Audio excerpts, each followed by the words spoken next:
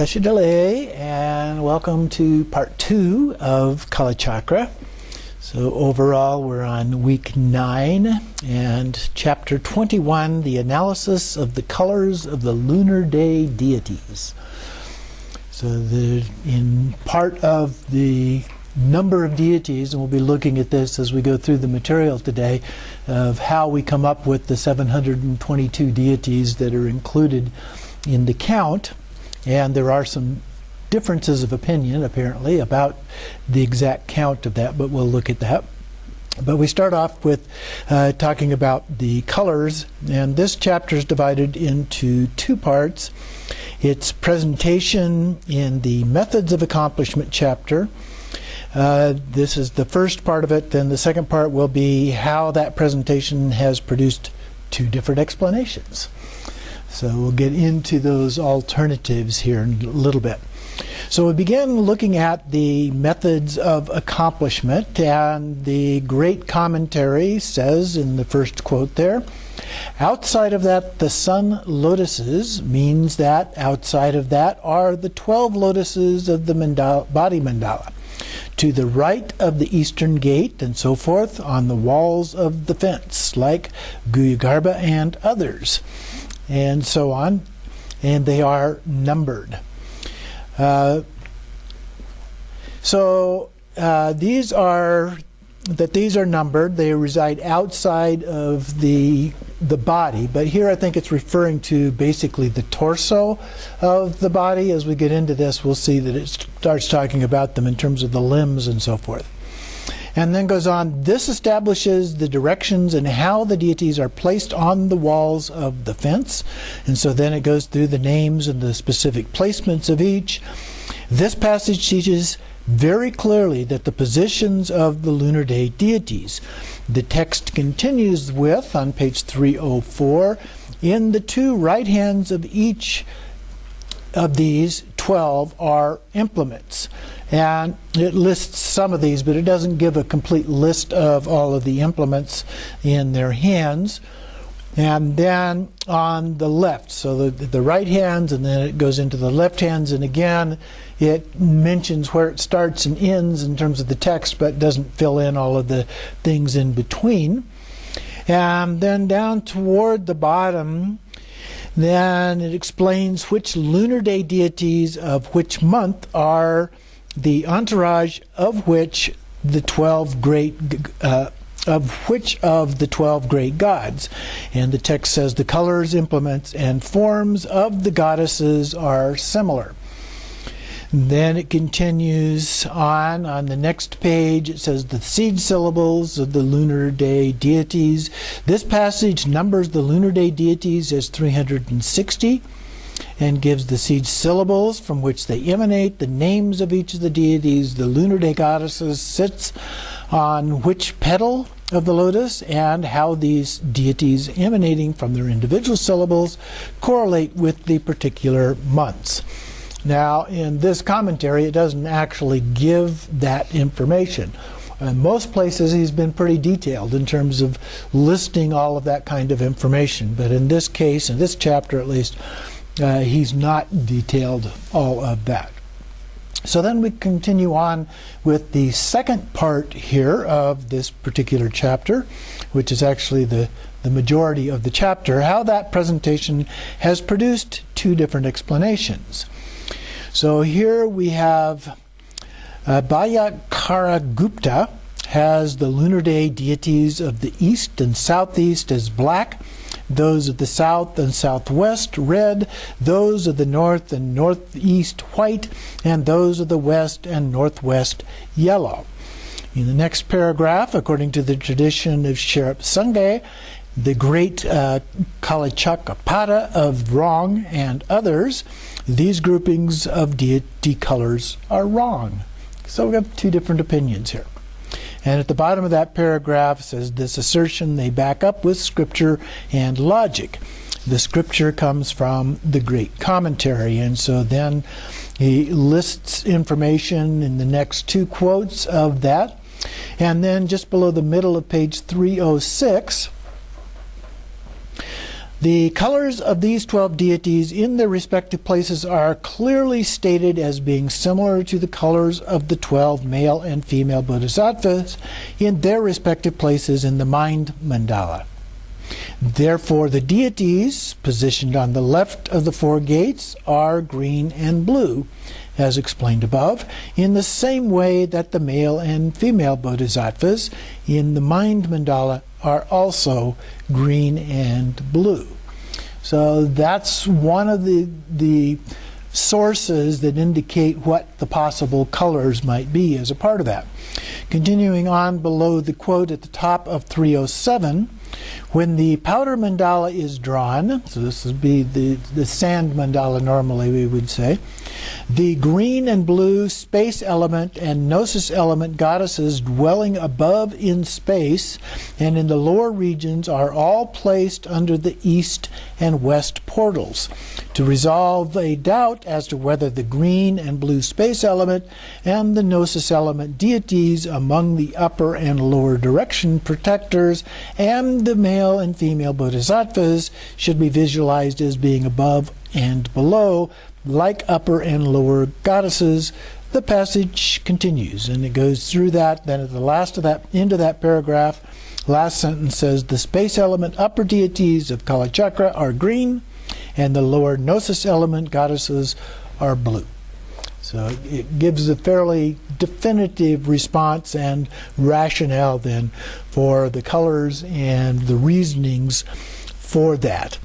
The chapter then goes on and talks about these and then gets into a section on starting on 308 talking about the elements, especially the gnosis element and the colors there, and then the consonants. And so it goes through the different syllables and talks about them and their potential influence on the colors and so forth. And at the bottom of 309, in the middle of that last paragraph, it says elemental and directional colors determined by individual syllables and major elements. The Lunar-Day deities must necessarily be of elemental and directional colors determined by their individual syllables and major elements. So the syllables and the elements, based on whatever colors they are assigned, based on their positions, then those are used to determine the colors of the deities. If we continue on page 310 in the second paragraph, with the exception of the individual consorts of the main lunar deities, the 30 lunar deities are put into 5 groups. On the basis of the minor elements, the syllables of these 5 groups will produce varying elements. However, on the basis of the major elements, every syllable of the 29 deities is the same. Apart from the consort of each lunar day main deity, the colors of the 29 are the same. So it's based on the major element color in this case. Skipping down the second paragraph below that, again, these two assertions are, 1, that the colors of the lunar deities are definitely green and blue, or secondly, that they are definitely black and so forth in accord with the colors of the directions. Our wise gurus maintain that either position is acceptable. So, skipping through the details to get to the essence of what it is that they have to say here. So either of these are acceptable. Continuing on then in the detail about, some of the detail about this. After the emanation of the Lunar-Day deities, the wrathful male and female guardians are generated to correlate with the 8th grasping month of pregnancy. Now, you recall in previous chapters we were going through the different months based on the pregnancy and the model of the development in the womb of the embryo and which month that they are in as a part of that. So now he continues with that. So in the 8th month, or the grasping month of pregnancy, during which the channels of the palms of the hands and the soles of the feet, the crown and the anus are completed. After that, the nagas and the fierce females are generated in correlation with the 9th or taking month of pregnancy, when the 20 finger and toe channels are completed. The 10 nagas are purified forms of the channels of the 10 toes, and the 10 ferocious females represent the purified forms of the channels of the 10 fingers. And so the placement of these deities correspond to a variety of different physical locations, and so they're represented by those locations, or you could say in reverse of that, the locations are represented by those deities. Okay? So 35 million elemental spirits inhabiting the far regions of the air mandala correlate with the period in the 9th month of pregnancy when hair and body hair is grown. So you can just scratch the 722. We just added 35 million on top of that. This generation process, up to the emanation of the 35 million elemental spirits, corresponds with the completion of the human body endowed with the 6 elements after 9 months in the womb. It also represents the completion of the deity generation within the body, speech, and mind mandalas of the sovereign mandala as applied to the basis of purification. So then from the great commentary and the quotation there, it says, likewise, the purified hair on the head and body represented the 35 million elemental spirits. And then the last sentence in that quotation, in this way, the body at the end of 9 months and the collection of deities is complete. So we have the body mandala completed now with all of the elements that are developed through the process of the embryo growing into the body ready to be born. The mind mandala often, okay, this is about 8 lines down in the next paragraph. The mind mandala offering goddess and the desire and non-desire goddesses are not mentioned in the great commentary as correlating with the period of pregnancy. So we have 2 other related classes that are not included in terms of this 9-month sequence here. However, the great commentary says, and the quote at the bottom here, then in the nature of the 10 channels of the heart, on terraces to the left and right of the 4 doors of the mind mandala, offering goddesses emanate. In the east of the goddesses of scent and garlands. Continuing on page 312 at the top then, this passage says that 10 mind mandala offering goddesses are purified forms of the 10 channels at the heart chakra. And then he goes on to say, well, yes, but there's a little conflict going on here. So skipping the details of that and going to the next paragraph. Therefore, the sum total of the deities actually described in terms of their number of faces and hands in this section on the sovereign mandala is as follows. The main father and mother are, plus the 8 Shakti, are 10. There's 4 male Tathagatas, 4 female Tathagatas, and those 4 females are separately embraced by 4 male Tathagatas. So we have a total now of 26 deities. Then 6 male bodhisattvas with 6 female bodhisattvas, embraced by 6 male bodhisattvas, and then together with the 10 father and mother wrathful guardians brings us to a total of 60. Then the 10 mind mandala offering goddesses, this makes 70. And then this is the number of deities in the mind mandala. So we have 70. Then the speech mandala. So each of the 8 main goddesses are embraced by a god, making 16. Each of the entourage of 8 goddesses total 80. So this is 150 overall. The 36 desire goddesses make 186 deities up to and including the speech mandala. Then there are 360 Lunar-Day deities and 12 body mandala wrathful guardians comprising 6 father and mother pairs, so in Yabyum together, makes 372 and 558 in total.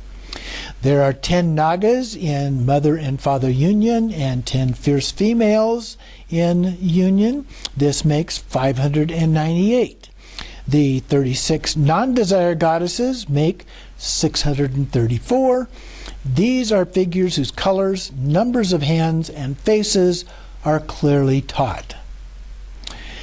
The 35 million elemental spirits are taught in a way that does not clarify the numbers of hands and faces. Furthermore, there are 11 deities in each of the 8 cemeteries to make 88 figures in the cemeteries, a total of 722. Apart from the 35 million elemental spirits, then, these are the total number of deities in the complete body, speech, and mind mandalas of the Kalachakra. So now you've got it, all 722, identified by the groupings in which they are and the different mandalas, body, speech, and mind, and then plus the 35 million others. So the plethora of others that kind of surround the Kalachakra as a deity. And then, continuing on 313 here in the second paragraph, we have the body deities are generally green in the upper regions, blue in the lower regions, which we talked about before, black in the east and southeast, red in the south and southwest, white in the north and northeast, and yellow in the west and northwest. Okay, so now we have the basic structure in terms of the color. Then the mind deities are the reverse of that. Then the body, upper region fathers embrace, mind, lower region mothers, and body, upper region mothers embrace, mind, lower region fathers. Those of the east and southeast and those of the west and northwest are method and wisdom, respectively. And you almost have to diagram this out so you can see how these are organized here. And likewise, those of the south and southwest are those of the north and northeast are method and wisdom, respectively. Because of this, the green upper male and female deities are embraced by the blue lower male and female deities, and the blue lower male and female deities are embraced by the green upper female and male deities. Similarly, the black male and female deities of the east and southeast are embraced by the yellow female male deities of the west and northwest. The yellow deities of the west and northwest are embraced by the black deities of the east and southeast. The red deities of the south and southwest are embraced by the white deities of the north and northeast. The white deities of the north and northeast are embraced by the red deities of the south and southwest. So there you have a fairly comprehensive breakdown in terms of the color structure of all of the deities that are included here. Going below the quotation on that page, then, this means that the gnosis aggregate Vajrasattva and the gnosis element Vishmata Prajnaparamita are method and wisdom. And then skipping a line, consciousness aggregate Akshobhya and space element Vajradat are method and wisdom. Likewise, then, skipping a line, Samaya beings and Gnosis beings become of one taste. So moving on to page 314 then, skipping the quote in the next short paragraph, then, it is taught that the consciousness aggregate Akshobhya, whose nature is the main deity, and the space element Vajradat are mother and father, method and wisdom.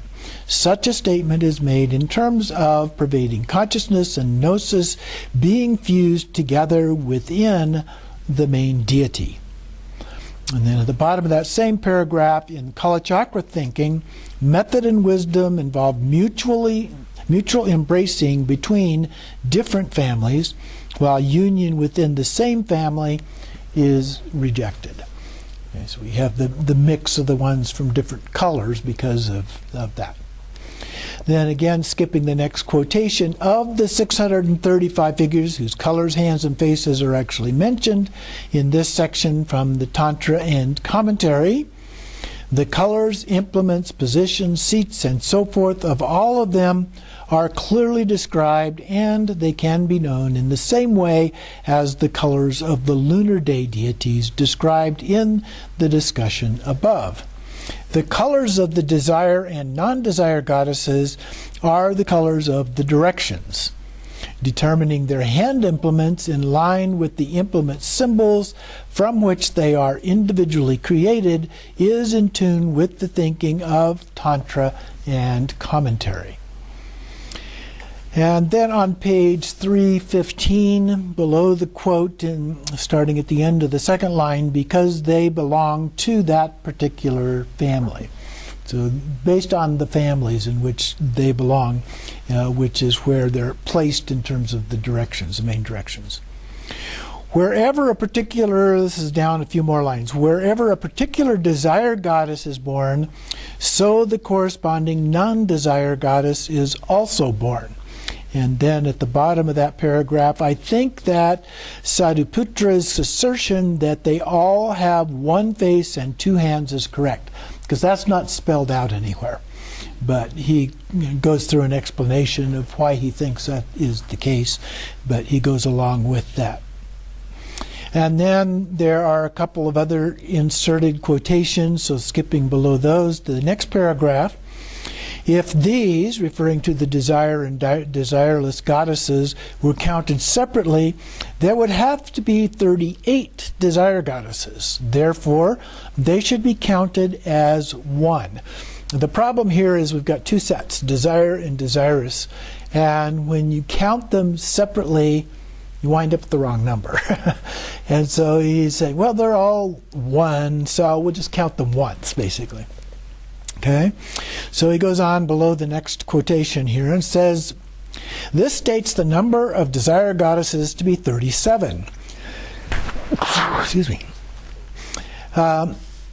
These are counted as one that pervade 36 and are not counted in the placement upon the mandala terraces. Before we were talking about the description placing them on these terraces. This is also applied to the non-desire goddesses. The line divided into their families in their respective positions clearly teaches placement. However, in the Pandakarika transmission sadhana, the desire and non-desire goddesses are presented here in forms similar to their creators.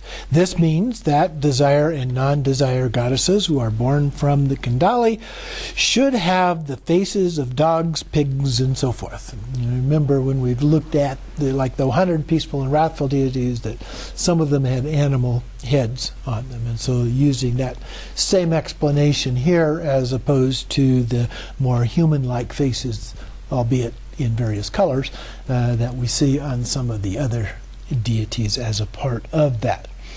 So in this case, the Kundali is not referring to the energy, but rather the wrathful female deities, not the Tumo type practice. So that concludes that section. It's a little bit complicated, and I do recommend, if you really want to try and get it and understand the breakdown, of go through and just kind of create a little chart to describe what goes where and how that all fits together. It'll be a little more clear when you do that.